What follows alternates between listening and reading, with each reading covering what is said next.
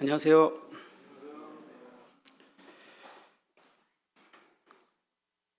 마스크 긴 시간 쓰고 있으시라고 힘드시죠? 저 지금 마스크 벗었더니 너무 좋아요. 이제 날이 더워지니까 겨울에는 괜찮았는데 좀 시간이 길어지면 마스크 쓰고 있는 게 참 힘든 것 같습니다. 이제 좀 안전해지는가라는 생각을 했는데 아직도 이것이 끝나지 않은 상황이라서 계속 마음을 졸이게 됩니다. 특히 저희 동네 주변에 이렇게 많이 생기죠. 그래서 제가 교회 와서 조심하려고 요즘에는, 왜냐하면 저희 이제 동네 자체는 아닌데 뭐 안양, 군포, 뭐 인천은 좀 멀지만 저희 동네 이제 옆 동네인데 계속 지금 매일 막 여러 통이 이렇게 날라오고 있습니다. 그래서 더 그 전에보다 한참 할 때보다 저희가 좀 더 신경 쓰고 조심해야 되는 그런 상황이고, 또 수요일에도 기도했지만 우리 자녀들 이제 학교 가는데 이번에는 고3만 갔지만 이제 이번 주에는 특히 1, 2학년 초등학생들 그리고 이제 고2 학생들, 내년에는 다음 주에는 또 이제 더 가게 되는데 정말 기도해 줘야 되고 이렇게 안전하게 주님께서 해주시기를 기도해야 될 것 같습니다. 지난번에는 이제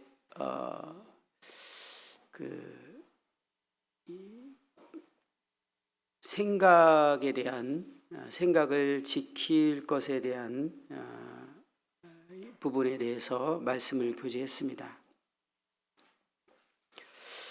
제가 이제 넘어지고 실패하고 이런 과정을 볼 때 항상 이 부분에서 제가 인식하지 못하고 실수하는 것들을 보게 됩니다.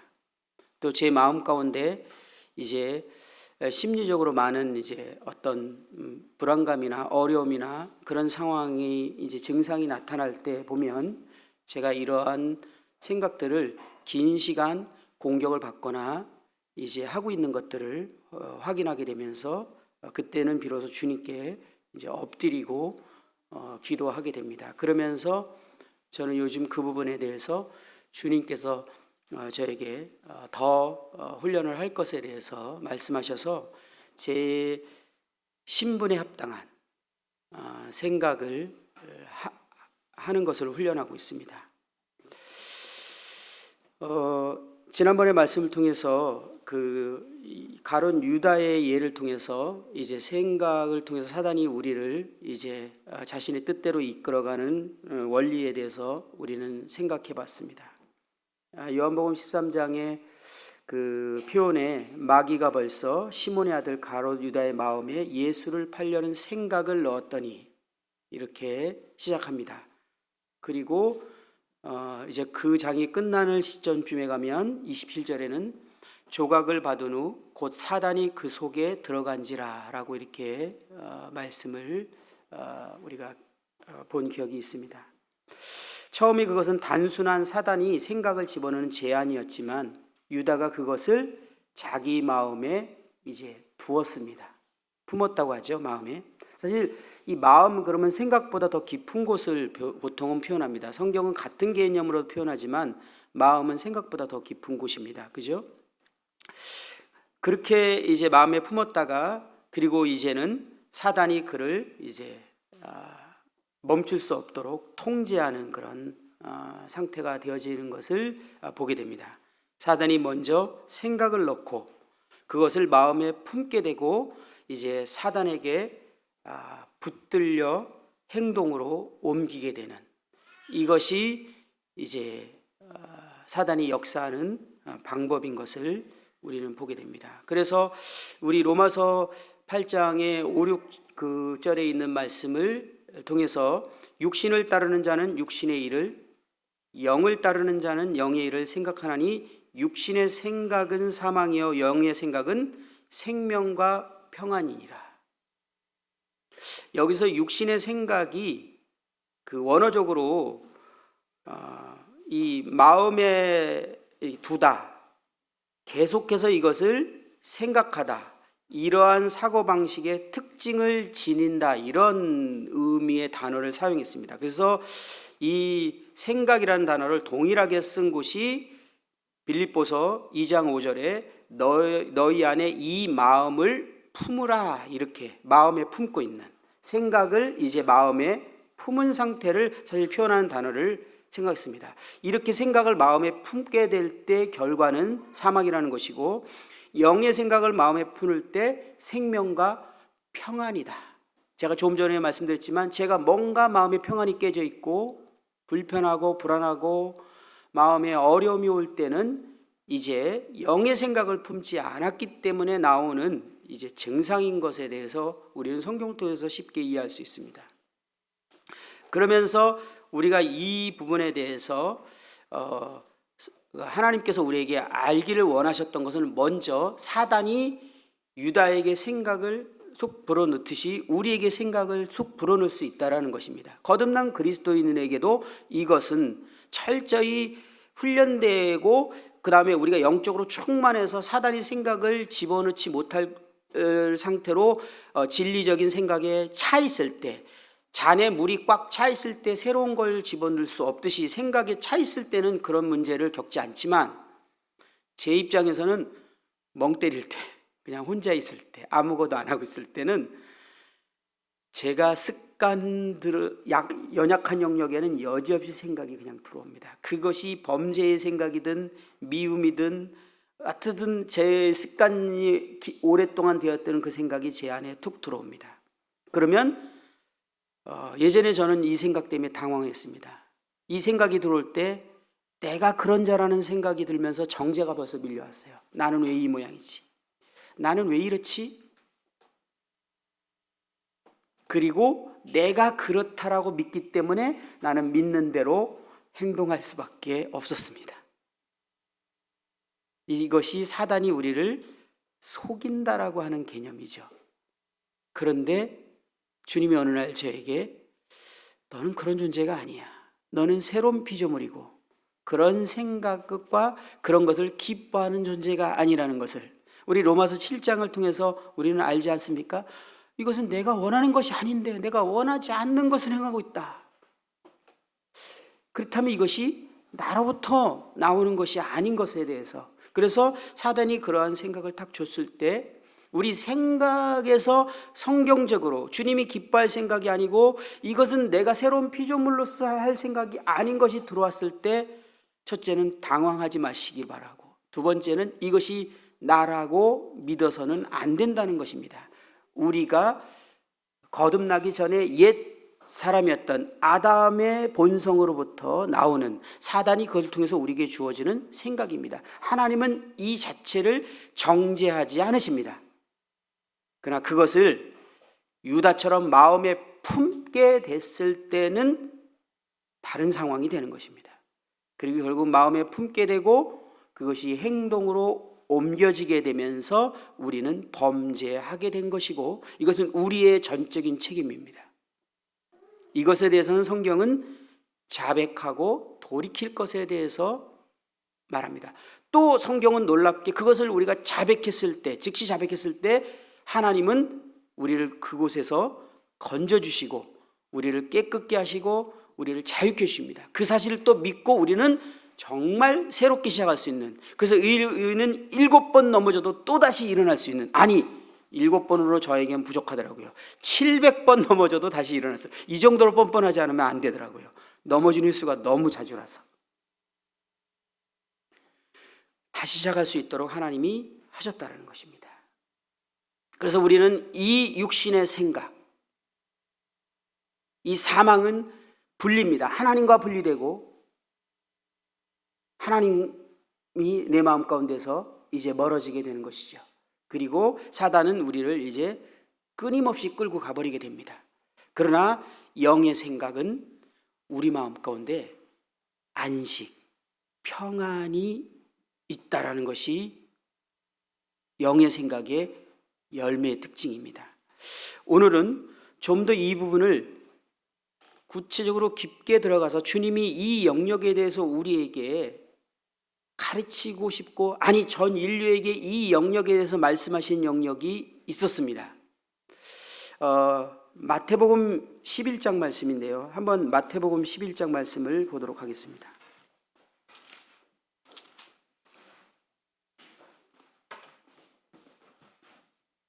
마태복음 11장입니다.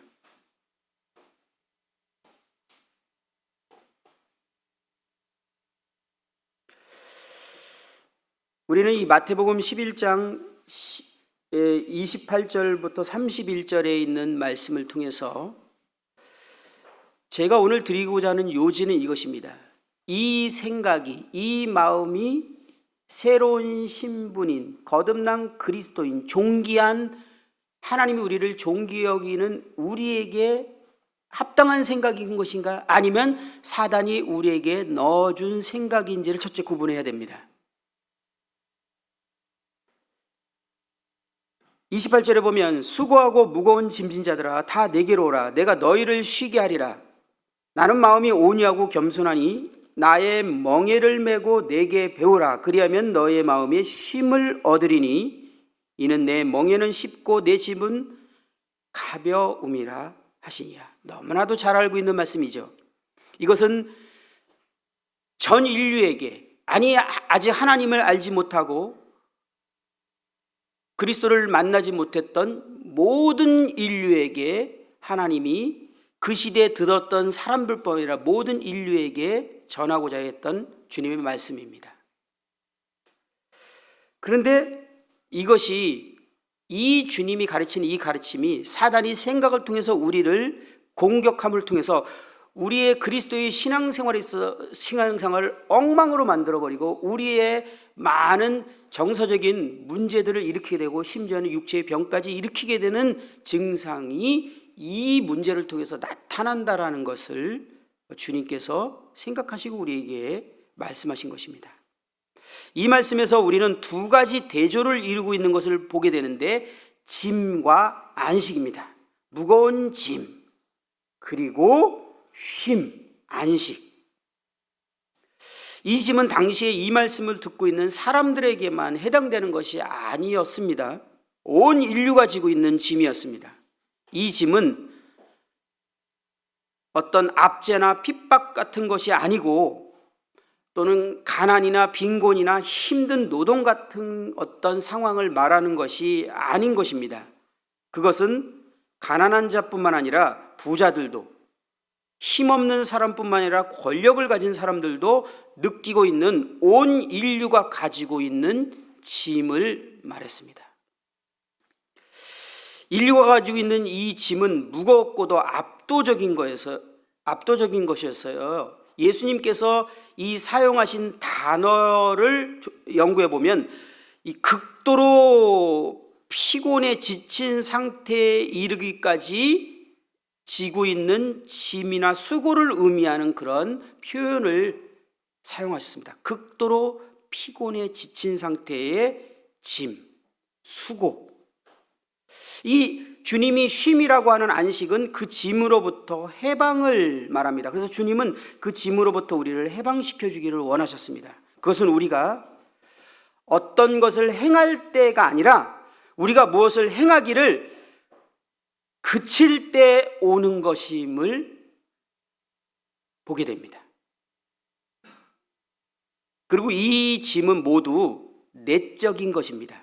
우리 안에 있는 내적인 어떤 것입니다. 그래서 이거는 우리의 마음과 생각을 공격해서 내부에서부터 이제 신체에 이르기까지 미치게 하는 것인데, 그것을 우리는 일반적으로 스트레스다 그러면서 이 스트레스를 넘어섰을 때 많은 질병이 우리에게 오게 되죠. 사실 암이 걸리는 대표적인 원인은 스트레스라고 합니다. 그래서 스트레스를 많이 받는 분들이 참 많은 암에 걸릴 확률이 훨씬 더 높은, 그리고 여러 가지 지금 우리가 정서적으로 많은 어려움을 겪게 되는 것이 이 문제인 것을 우리는 잘 알고 있습니다. 의사는 그 원인을 정확하게 모르기 때문에 이 문제를 근본적으로 치료할 수 없습니다. 그래서 우리 정서적으로 필요한 약들은 그것을 안정시켜주고 진정시켜주는 역할은 아주 효과적이지만 그것을 근본적으로 치료해주는 약은 이 시대에 아직 존재하지 않습니다. 근데 이 시대에 사실은 존재합니다. 그것은 병원에 있는 약이 아니라 신약과 구약이에요. 하나님의 말씀은 이것을 치료할 수 있습니다. 정말 그렇다라는 것을 분명히 보게 됩니다.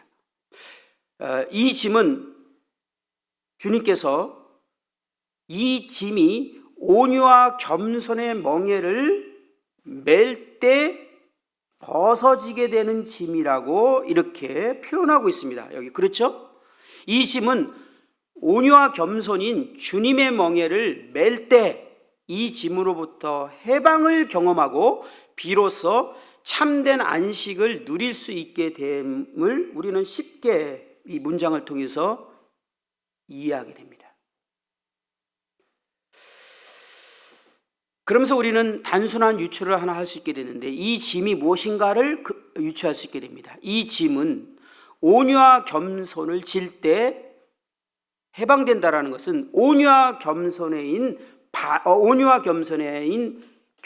반대인 교만의 짐인 것을 우리는 쉽게 유추해낼 수 있습니다. 성경에서 말하는 온유의 짐, 온유의 겸손은 제가 종종 말씀드렸지만 일반적으로 우리가 세상에서 아는 것과 조금 다르죠.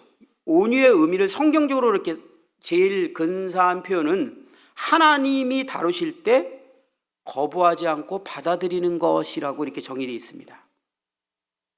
이것을 좀 더 일반적으로 들어가면 자신에 대해서 사람들이 비난과 분칠절 그리고 함부로 대할 때 보복하지 않는 것, 이것이 온유. 이거는 안 믿는 사람 입장에서도 좀 이해되는 영역입니다. 그런데 이것은 하나님이 빠져있는 영역인데 사실 성경은요, 하나님이 빠진 어떤 정의는 존재할 수 없습니다. 그래서 온유의 정의를 성경에서 말하는 온유한 사람에 대해서 표현할 때는 온유한 사람은 사람의 평가에 대해서 자유한 사람이다라고 말합니다. 그는 자신의 삶에 대해서 하나님의 평가만을 받아들이기로 결정한 사람을 온유한 사람이라고 말합니다. 그래서 그는 하나님께서 자신을 평가한 것 같이 자신은 연약하고 무능하고 아무것도 할 수 없는 존재인 것을 인정하고 받아들인 사람이 온유한 사람이에요. 만약 이것을 받아들였다면 자신에 대한 평가에 대해서 뭔가 너 왜 그 모양이야 그럴 때 맞아 라고 얘기할 수 있겠죠, 사실. 그러나 역설적으로 자신이 하나님 보시기에 얼마나 소중한 존재라는 것을 알고 있는 사람입니다.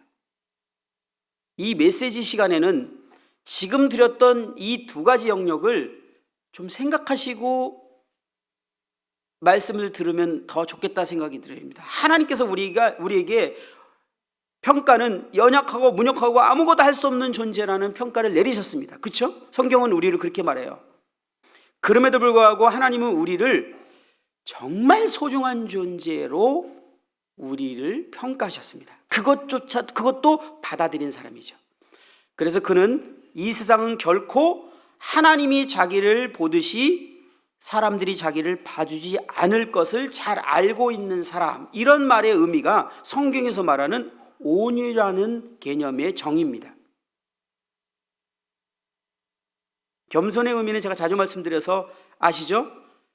겸손의 마음을 문장으로 정확하게 표현하면 하나님께서 나에게 정해주신 위치와 역할을 그대로 받아들이는 것, 이게 겸손의 정의입니다. 그래서 성경에서 말하는 겸손한 사람이라는 의미는 하나님이 있으라는 그 자리에 그냥 있는 겁니다. 자신을 향한 하나님의 계획을 그대로 감사함으로 받아들이는 사람이 겸손하다라는 의미의 정의입니다. 지금 예수님이 마태복음 11장에 나는 온유하고 겸손하니 라고 말할 때 이 멍에를 매라고 할 때 지금 제가 말씀드리는 의미가 그대로 적용되는데 지금 제가 드리는 말씀들을 다 예수님하고 적용시켜 보십시오. 예수님은 다른 사람의 평가를 의식하지 않았습니다. 뭐 사기꾼이라는 말도 듣고 이단이라는 말도 듣고 막 별 얘기 다 들었죠. 그런데 주님은 자신에 대한 평가에 대해서 하나님이 나를 지금 이 행위와 이것들에 대해서 어떻게 평가하는 것에 탁 마음이 돼 있었어요. 그분은 온유하신 분입니다. 모세가 자신이 했던 사역에 대해서 하나님이 명하여서 했던 것들, 했던 행동에 대해서 백성들이 비난하고 그렇게 했을 때 어떻게 반응했죠? 그는 변화하거나 분노하거나 그러지 않았습니다. 하나님이 자신을 어떻게 평가한다는 것에 대해서 덤덤히 받아들였습니다. 그래서 모세는 온유하기를 지면에 모든 자보다 승하다 이렇게 표현한 것이죠. 그리고 주님은 겸손하셨기 때문에 하나님의 있으란 자리에 그분이 결코 있을 수 없는 위치에 그는 있었던 것이고 결국은 죽음의 자리까지 종의 모습으로 이 땅에 오실 수 있었던 겸손하신 분이십니다. 이게 성경이 말하는 겸손의 의미죠. 그런데 교만의 의미는 쉽게 이해할 수 있습니다. 하나님의 계획 가운데서 하나님께서 우리에게 정해주신 위치에 만족하지 않고 다른 위치에 우리 자신을 두는 것, 이것이 교만의 정의입니다. 그래서 이 교만을 제일 먼저 범한 존재가 루시퍼인 걸 우리 잘 알죠. 루시퍼는 자기 위치에 만족하지 않았습니다. 그가 너무나 아름답고 탁월하게 지었기 때문에 그렇다라고 누구는 말하는데, 너무나 탁월하고 아름답게 지었다면 더더욱 다른 천사보다 하나님 앞에서 더 만족해하고 더 감사해야 되고 더 하나님을 사랑했어야 되는데, 그것이 아니라 오히려 자기의 위치에 만족하지 않고 하나님처럼 되고자 하나님 자리에 앉고자 했던 것입니다. 그렇죠? 그래서 이사야에서 너 아침의 아들 계명성이여 어찌 그리 하늘에서 떨어졌으며 내 열굴 엎은 자여 어찌 그리 땅에 찍혔는고, 내가 내 마음에 이르기를 내가 하늘에 올라 하나님의 뭇별 위에 내 자리를 높이리라. 스스로 결정한 것이죠. 내 자리를. 내가 북극 지폐 산 위에 앉으리라. 내 위치를 정했습니다. 내가 가장 높은 구름 위에 올라 지극히 높은 이와 같아지리라. 내 지위를 결정했습니다. 그것이 어디죠? 하나님 자리. 이것을 에스겔서 28장 17절에는 너가 아름다움으로 교만하였으며, 교만이라고 정의를 내린 것입니다. 성경이 말하는 교만은 내가 스스로 내 위치와 내 신분을 결정하는 것입니다. 여기서 끝났어야 되는데 사단이 이 동일한 교만의 죄를 아담과 하와에게 유혹했던 것을 우리는 너무나 잘 알고 있습니다. 아담과 하와는 하나님 앞에 루시퍼보다 비교할 수 없을 만큼 능력이 있는 것이 아니라 하나님에게 사랑을 받고 존귀 여김을 받는 존재였어요. 그러면 아담과 하와는 그 어떤 피조물보다 천사들이 하나님을 확 경배하고 찬양한 것은 자신을 지은 어떤 것 때문에도이지만 하나님의 그 영광을 보고 그분을 찬양하고 그랬을 터이신데, 우리 인간은 그것을 넘어서서 하나님이 자신을 얼마나 존귀 여기고 귀하게 여기는 것을 포함해서 하나님께 영광을 돌리고 예배하고 하나님을 즐거워했어야 하는데 또 벗어났죠, 이 유혹에. 그래서 창세기 3장 5절 우리가 잘 알듯이 너희가 그것을 먹는 날에는 너희 눈이 밝아져서 하나님과 같이 되어 선악을 알 줄을 하나님이 아심이라. 하나님과 같이 된다. 내 위치를 아담이 하와가 설정하게 됩니다. 선악을 알게 남을 따먹었다라는 것은 그 죄인 것이죠. 교만의 죄. 아담과 하와는 사단과 동일한 교만의 죄, 하나님처럼 되고 싶어 했고 하나님 자리에 앉고 싶어 했습니다. 이로 인해 아담의 후손인 우리 모두는 이 교만의 짐을 지고 살아가게 된 것이었습니다. 저희에게는 과거가 된 거예요.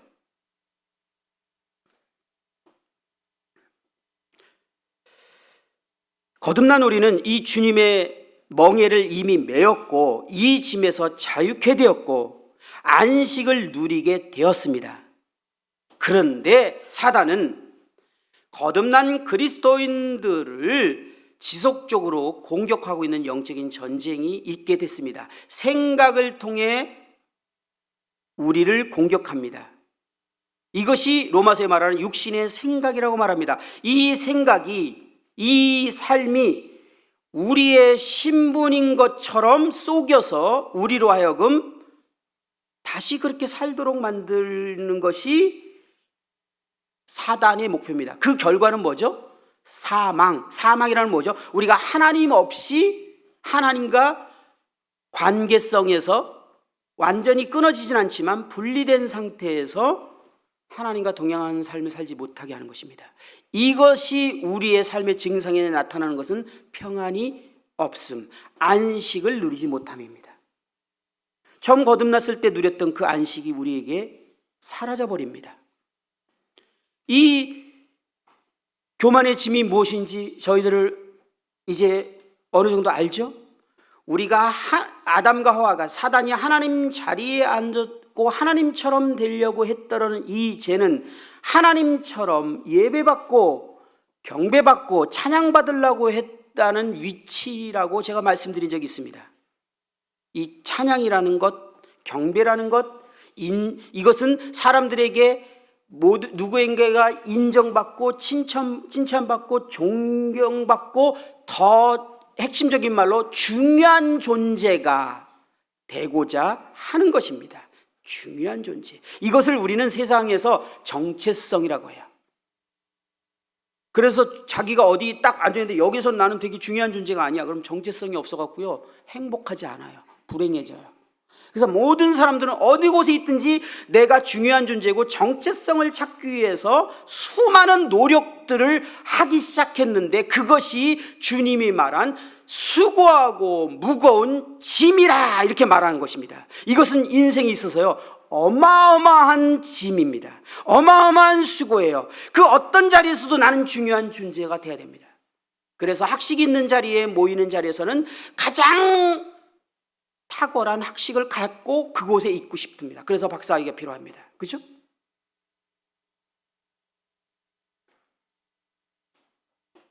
연예인들은 정체성 문제에 혼란이 안 올까요?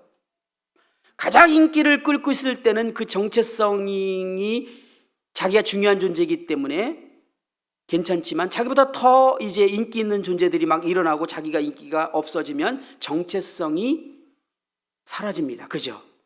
근데 여기까지 오르기 위해서 얼마나 그들이 노력하는지 우리 예전에는 몰랐는데 우리는 다 알죠.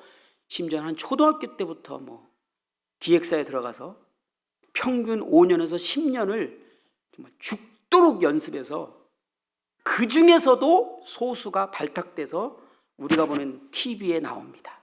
그 수고는 어마어마한 수고라는 거예요. 모든 인생이 지고 가는 수고. 그래서 서울대생이 제일 자존감이 낮고 정체성 문제가 힘들다라는 거 여러분 들어보신 적 있어요? 서울대생들이. 왜? 서울대 들어가기 전까지는 어디 가나 나는 최고였거든.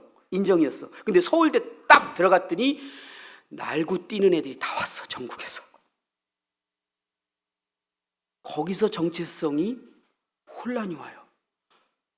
거기서 다시 그는 수고하고 무거운 짐을 지기 시작합니다. 왜? 거기서 예배받아야 되고 거기서 인정받아야 되고 거기서 존경을 받아야 되고 거기서 중요한 존재가 돼야 되는데 그것이 하나님의 자리에 앉은 예배받고자 하는 삶, 자기를 하나님 자리, 우상 자리에 놓은 그 삶, 그것을 다시 회복하기 위해서 이제 그래서 저희 교회요, 그 전에 있던 교회요, 진짜 그렇게 공부 잘하는 자매가 하나 있었는데 뭐라고 표현하는 걸 듣고 내가 속으로 진짜 놀랐냐면 밥 먹는 시간이 아까워서요. 공부하는 시간이 부족한데 밥 먹는 시간이 아깝대요. 그래갖고 그 즐거운 밥 먹는 즐거움을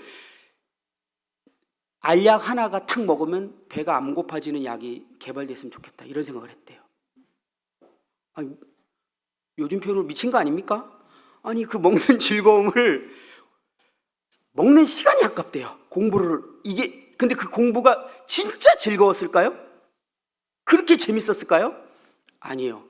전교 1등을 지방에서 하던 애가 갑자기 대도시로 딱 나오니까 시험을 딱 쳤는데 중간밖에 못 하더래. 완전히 이거는 삶의 의미를 잃어버렸어. 근데 이거를 포기하는 친구도 있지만 그럼 자존감이 낮아지죠. 그렇지만 그럴 수 없는 친구들이 생기죠. 이 친구가 그런 친구예요. 다시 그 자리를 이 대도시에서 내가 하리라. 그리고 공부를 시작했는데 밥 먹는 시간이 없어서 알약으로 해결했으면 좋겠다 그랬대. 알약으로. 난 그 말 듣고 도대체 이해할 수 없는 거예요. 근데 그 친구가 결국은 서울까지 진출을 했는데 서울에서도 여전히 그렇게 노력을 해서 좋은 대학과 좋은 직업을 갖고 근데 저를 만나면서 그것이 결국은 어떤 삶인지에 대해서 이 말씀들을 탁 듣고서 그냥 무너지고 구원받게 됐어요. 근데 그 친구는 밥 먹는 시간이 없어서 알약을 왜 그렇게 그런 노력을 하게 됐을까요? 사람들에게 인정받으려는 삶, 사람들에게 칭찬받으려는 이 삶에는 엄청난 수고와 무거운 짐이 반드시 있게 마련인 것입니다. 인간은 원래 하나님이 나를 소중히 여기고 하나님이 날 사랑한다는 것으로 완벽한 정체성과 만족을 누리도록 지어졌지만 하나님을 떠난 후에는 이제 사람들에게 그 정체성을 찾아야만 했던 것입니다. 수고하고 무거운 짐. 그래서 이러한 수고에도 불구하고 내가 인정을 받지 못하거나 중요한 존재가 되지 못할 때 낙심이 되어지고 때로는 화가 나고 분노하게 되는 일들이 일어나는 것입니다. 이것이 하나님 자리에 앉아있는 삶의 양식, 인정받고 칭찬받으려는 삶의 수고하고 무거운 짐을 진 이 교만의 짐에 모든 인류가 피할 수 없는 삶의 방식입니다. 이 낙심은 하나님 자리에 내가 있다라는 것을 증명하는 열매고 이 분노는 내가 하나님 자리에 있다라는 것을 증명해 주는 증상이었던 것입니다. 평안이 없죠. 평안이 없습니다. 우리가 받는 수많은 상처들은 이 찬양과 예배를 받지 못한 무시를 당했을 때 겪는 감정과 고통입니다. 그리고 우리는 여기서 그냥 그렇게 무시당하면서 계속 살 수 있을까요? 모든 사람은 그러기가 어렵죠. 그걸 떠나서 피해버리거나 아니면 그것을 노력해서 결국은 사람들에게 무시당하지 않으려는 그런 이제 노력이 시작됩니다. 이 짐. 주님이 말한 짐이에요. 수고하고 무거운 짐진 자들아. 상처받지 않으려는 극심한 노력이 우리를 결코 쉬지 못하게 하고 있습니다. 인정받으려는 엄청난 노력이 우리를 결코 쉬지 못하게 하고 있습니다. 사람을 기쁘게 하고 인정받고 싶어하는 엄청난 수고. 제가 우울하거나 낙심되거나 또는 화가 나거나 상처받았다면 결국은 아니라고만 해도 이 문제더라고요. 하나님의 평가로 제가 만족하지 못한 거였어요. 아니, 어느 순간 하나님을 놓친 거예요. 그런데 이 생각, 이 마음이 여기서 중요한 것은 이것이 우리의 새로운 신분에 거듭난 피조물에 맞는 생각이고 맞는 삶의 방식인가요? 아니라는 것입니다. 이것이 진정한 우리가 아니에요. 이 생각은, 이 공격은 우리로부터 온 새로운 피조물로부터 나온 생각이 아니라는 거예요. 이것을 우리가 품고 살아가야 될 생각이 아니라는 겁니다. 사단이 우리를 또다시 육신을 건드려서 우리에게 생각을 놓고 우리가 육신의 생각에 사로잡혀서 마음을 품고 그렇게 행동하도록 하는 공격을 지금 받고 있다는 것입니다. 이 실체를 우리가 분명히 한다면 우리가 어떻게 해야 될 것인지를 생각해 볼 수 있게 됩니다. 이것은 진정한 우리가 아니에요. 우리는 이렇게 사는 존재가 아니에요. 우리는 여기서 건짐받고 주님의 멍에를 이미 매서 안식 가운데 들어가도록. 그래서 제가 시간상 슬쩍 넘어갔지만 히브리서에 이런 표현이 있어요. 모세가 너희에게 제가 안 봐도 됩니다. 히브리서 4장에 보면 만일 여호수아가 그들에게 안식을 주었다면 그 후에 다른 날을 말씀하시지 아니하였으리라. 그런즉 안식할 때가 하나님의 백성에게 남아있도다. 이미 그의 안식에 들어간 자는 하나님이 자기 일을 쉬심과 같이 그도 자기 일을 쉬느니라. 모세가 여호수아가 안식을 주었다라면 이 말이 무슨 뜻이죠? 이스라엘 백성들의 안식의 땅은 가나안입니다.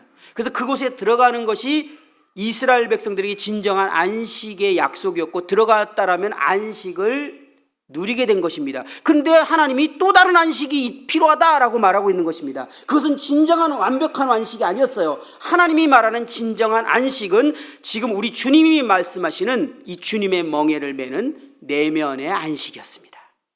이 안식을 누린 사람은 하나님이 자기 일을 쉬심처럼 우리도 자기 일을, 그 자기 일이 이 짐이죠, 쉰다.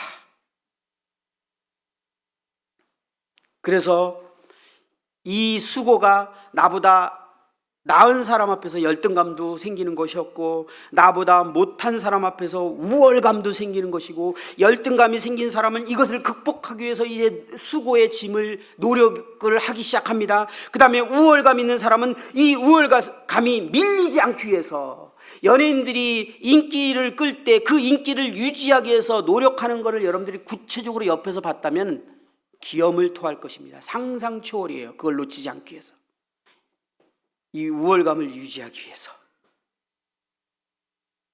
사람들에게 인정받으려는, 사람들의 평가에 의해서 기뻐하기도 하고 즐거워하기도 하고 분노하기도 하는. 그런데 여기서요, 주님께서 내 멍에를 매라 할 때 이 멍에가 무슨 의미의 멍에입니까? 이스라엘 백성들의 소를 매는 멍에는 우리가 잘 알고 있습니다. 2마리 이상입니다. 한국에 있는 소하고 다르죠? 지금은 이제 소로도 안 하지만 그 당시에는 농경사회 소 2마리가 이제 멍에를 같이 매는 겁니다. 근데 2마리가 멍에를 같이 맬 때요, 그 전에 먼저 하는 게 있어요. 그죠? 그 뭐죠? 소에게 싸움을 붙입니다. 죽도록 싸우게 놔둡니다. 그래서 한 마리 소가 완벽하게 승할 때까지 놔둡니다. 그러고 나면 그 2마리 소를 이제 멍에를 매줍니다. 그러면 패배한 소는 철저히 승리한 소에 순종하고 따라갑니다. 이게 이스라엘 백성들이 소에게 멍에를 매는 방식이에요. 동물의 왕국에서는 거의 다 이 문제가 이렇게 나오죠. 동물의 왕국에 딱 가면 짐승들에게 먼저 싸움부터 해서 가장 그 우두머리 존재가 딱 나와야 그 다음에 평정이 이릅니다. 그렇지 않으면요, 그 짐승들의 세계에서는 계속 싸움이 끊이지 않아요. 그런데 결국은 최종 우승자가 딱 나오고 나면 이제 평정이 되고 그 다음에 모든 짐승들은 철저히 순종합니다. 이스라엘 소가 그렇게 메어졌어요. 서열 1위인 소에게 철저히 순종하게 한 이것은 우리가 무엇을 생각하게 합니까? 우리가 주님의 멍에를 맸다라는 것은 결국은 온유와 겸손의 멍에를 맨 것인데, 주님의 멍에를 맨 사람은 결국은 우리가 내가 주인이었고 자신이 하나님이었던 자리에서 이제 그것의 죄를 깨닫고 하나님 앞에 그 죄를 돌이키고 회개하고 주님을 나의 인생의 주인으로, 그분이 나의 왕으로, 그분이 나의 하나님으로 인정하고 받아들인 사람들인 것입니다. 그것이 거듭남이라고 하잖아요. 회개를 통해서. 그리고 주님이 나의 주인이 되신 것입니다. 그리고 철저히 주님께 굴복된 심령으로 순종하고 그분을 따르는 그런 모습을 우리는 이 이스라엘 백성의 소의 멍에에서 연상되지 않습니까? 주님이 지금 그 시대에, 우리는요 이것을 해석이 필요했지만 이스라엘 그 당시에 이 말씀을 듣는 사람들은 해설이 필요 없어요. 주님이 멍했다 그러면 딱 그냥 이해가 됐어요. 아, 그런 의미였구나.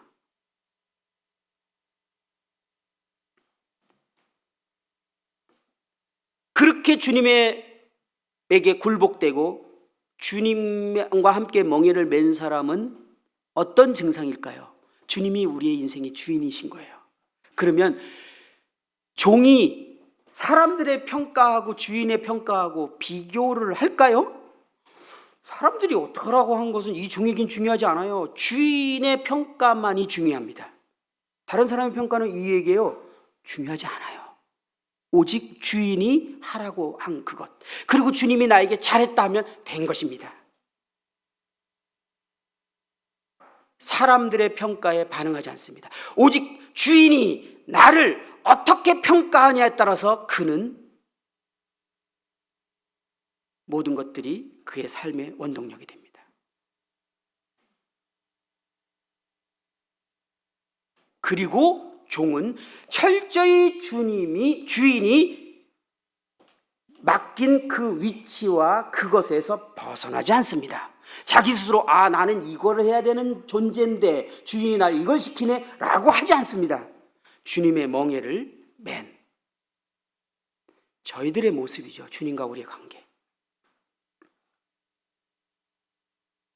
그런데 우리 자신을 하나님 자리에 두고 이 주님의 멍에를 매지 않고 이 교만의 짐을 지고 있을 때 나타나는 또 하나의 두드러진 특징이 있죠. 그 특징이 뭡니까? 통제 욕구입니다. 자신을 작은 우주의 왕으로 놓은 것입니다. 하나님 자리에 왕이에요. 하나님. 작은 우주의 왕이라는 말은 내가 거하는 그곳이 이제 왕국이에요. 그게 집일 수도 있고 직장일 수도 있고 교회일 수도 있고 그 어디든 학교일 수 있고, 거기에 내가 지금 왕의 자리에 앉아 있어요. 내가 속한 곳. 그 있을 때 특징이 뭡니까? 내 뜻대로 안 되면 짜증이 나요. 내 뜻대로 돼야 돼요. 그래서 남편이 내 말을 안 들면 짜증이 나서 아내가 제일 자주 하는 말, 당신은 내 말만 들으면 돼. 그렇죠? 형제님들은 뭐라 그래요? 내가 머리인데 말이야, 그냥 형제에게 순종해야지.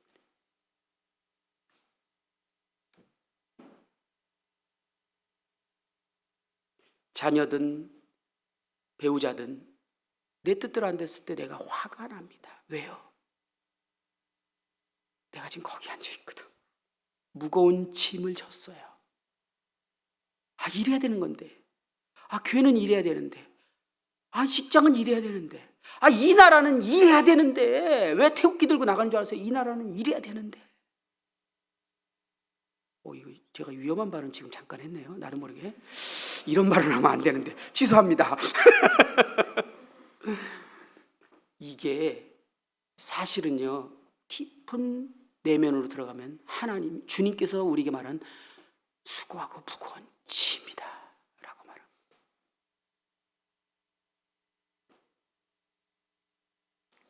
그래서 이 통치권을, 힘을 가지려면 권력을 갖거나 돈을 갖거나 실력이 있거나 그래서 또 이 통제권의 힘을 발휘해서 인생을 어마어마한 수고를 하기 시작합니다. 이 수고는 또 상상치 올 수고 아닙니까? 이 권력을 갖는다는 게. 그래서 인생은 이 수고를 위해서 생애를 드립니다. 주님이 이 수고를 보면서 너무나 인생이 불쌍하고 그것은 영원한 멸망의 길이고 그것은 죄인데 주님께서 그 수고하고 무거운 짐을 내게로 와. 우리는 이 짐에서 벗어났고 건짐받았고 주님의 멍에를 맸습니다. 그래서 이거에 해당되는 생각이 우리에게 들어오거나 우리의 마음에 사로잡힐 때 이것은 진정한 우리의 신분의 생각이 아닙니다. 이것은 우리의 삶의 방식이 아닙니다. 내가 장로인데 이건 주님의 방식이 아니라는 거예요. 아니, 내 새로운 신분의 생각이 아니라는 거예요. 내가 과장인데.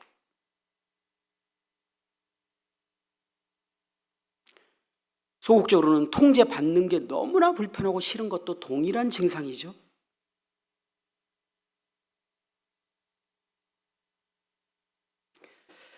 마지막으로 이런 증상의 또 하나는 가면의 짐이라고 해요. 가면의 짐. 우리는 다른 사람에게 좋은 모습만 보이고 싶어 합니다. 왜? 하나님 자리에 앉았을 때 이 예배를 받는 이 삶의 방식은 그럴 수밖에 없어요. 그래서 위선과는 다르지만 좋은 면만 보고 싶어요. 거짓말을 한다는 게 아니에요. 연약하고 안 좋은 면은 안 보이고 싶어 합니다. 그리고 좋은 면만을 보이고 싶어 합니다. 그래서 우리가 형제 자매임에도 불구하고 가족임에도 불구하고 우리가 정직하지 못합니다. 저를 봐도 그래요. 좋은 면, 나쁜 면을 안 보여주고 싶어요. 좋은 모습만 보고 싶어요. 그것으로 인해서 하는 수고가 정말 적지 않습니다. 사람들에게 자신을 감추기 위해서 엄청난 수고, 있는 모습 그대로 드러내기 위한 두려움, 이건 가면을 쓴 것 같은 생활을 하는 것이죠. 이 가면과 같은 생활을 쓰면 그럼 나는 왜 이렇게 떠오르는 게 화장이 떠오르죠? 화장을 진하게 하면 가면 쓴 것 같다 그러잖아요. 진짜 얼굴을 가리려고 하는 거잖아요. 그렇죠? 진짜 얼굴은 드러내고 싶지 않아요. 그래서 흠이 있는 피부가 안 좋으면 화장으로 가려서 이쁘게 보고 싶어요. 이게요, 이런 증상이 한 반영이라는 거 아세요? 이런 우리의 심리를 이용해서 계속 우리의 심리를 이용해서 돈을 쓰게 하는 게 TV 광고예요. TV 광고의 포문트는 거기에 딱 포커스를 더 놨어요. 그래서 우리의 그 심리를 건드려서 돈을 쓰게 하는 거예요. 그래서 주님의 멍에를 딱 맨 사람은 그런 유행과 TV 광고에 현혹되지 않아요. 그래서 좋은 옷, 화장품, 비싼 차든 이러한 좋은 차를 끌고 식당에 들어가면 대리 파킹 해주지 않습니까? 저처럼 경차 타고 들어가면요, 대리 파킹 해주는 건 거의 없어요. 저기다 대라 그래요. 그러니까 그게 싫잖아요. 내가 그냥 인정 못 받으니까. 그러니까 없어도 좋은 차, 막 중고로.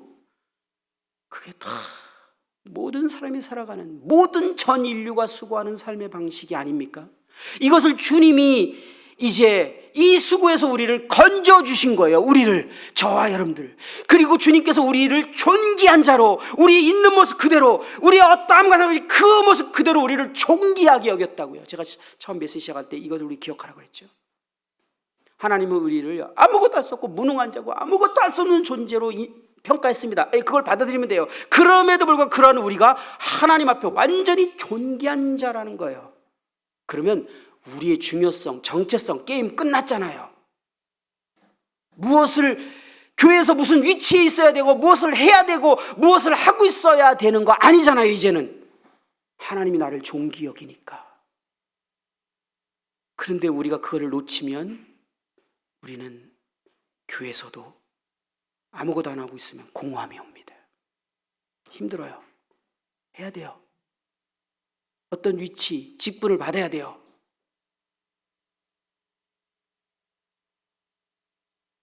근데 이게 우리가 아니라고. 이거 진정한 우리의 모습이 아닌 거예요.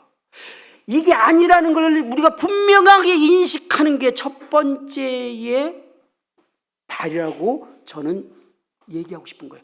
그런 생각이 들어오고 그런 마음이 우리 안에 탁 자리 잡을 수 있어요, 지금요. 그런데 이거부터 아, 이거는 내가 아니라 내 안에 거하는 죄구나.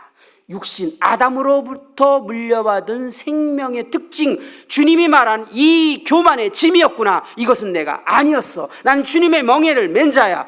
그리고 주님이 나를 어떻게 평가하는지를 받아들인 자야라고 할 때 진정한 안식, 평안이 비로소 시작될 것입니다.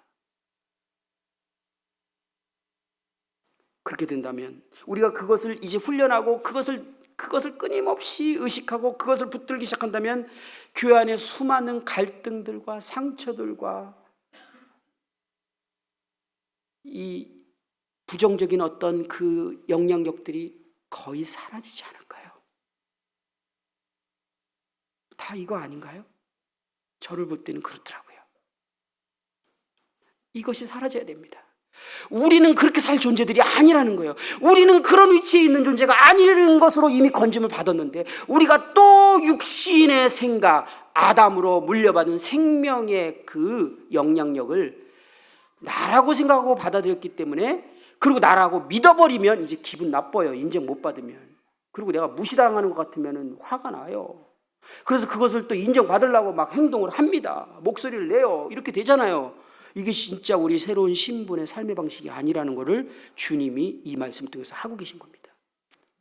제가 요즘에 하고 있는 훈련이 이거라고요. 사실은 주님이 오시는 그날까지, 내가 주님이 부르시는 그날까지 이것은 영적인 싸움이고 훈련이 필요하다는 걸 알게 됐어요. 이미 나는 그렇게 살 존재가 아닌데, 제가 주님과의 관계가 회복됐을 때요, 진짜 죽을 때까지 평생 아무것도 안 해도 너무나 만족하면서 끝까지 살 것 같은 강력한 확신이 왔어요. 진짜로요. 구원받을 때 말고요, 첫사랑이 회복됐을 때. 그러면서 난 이렇게 끝까지 살 줄 알았어. 이 포인트는요, 진짜 주님과 관계가 진정으로 회복되고 그분이 나를 어떻게 여기고 사랑한다는 사실이 확신이 딱 올 때는요, 정말 자유해져요. 그런데 이것을 또 놓쳐버리고 지금 말한 이 짐을 다시 지면 그것을 마음에 품어요. 생각은 사단이 계속 줄 거예요. 우리는 거기서 피할 수 없어요. 근데 그것을 마음에 품는 순간 우리는 이제 평안이 사라지고 안식이 사라질 것입니다. 그리고 때로는 그것을 행위로 나가게 되면서 이제 많은 우리가 거하는 곳의 불화와 어려움들이 이제 야기되기 시작할 겁니다. 이것이 특히 우리 개인의 마음과 이 교회는 하나님이 통치하시는 하나님의 나라, 이곳은 그런 곳이 돼서는 안 되지 않습니까? 우리에게 모든 것들이 다 갖춰졌고 주어지지 않았습니까? 이것이 주님께서 우리에게 말한 수고하고 무거운 짐자 다 내게로 오라. 내가 너희를 쉬게 하리라. 나는 마음이 온유하고 겸손하니 내 멍에를 메라. 시간이 다 돼서 마치는데요, 그 뒤에 보면 주님이 배우라 이렇게 표현하고 있어요.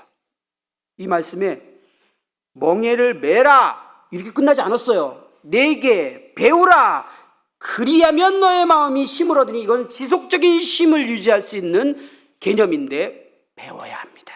왜? 이것은 우리에게 익숙한 멍에가 아니에요. 저절로 되지 않아요. 배워야 합니다.